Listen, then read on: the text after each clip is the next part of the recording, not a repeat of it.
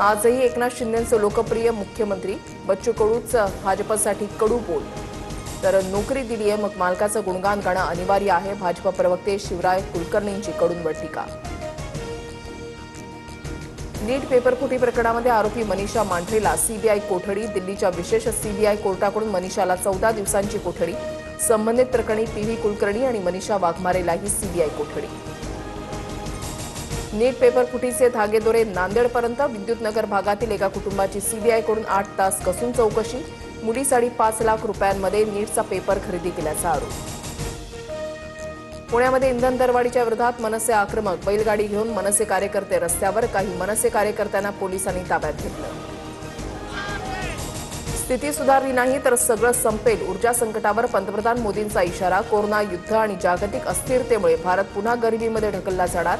Netherland दौऱ्यामध्ये मोदींकडून चिंता व्यक्त.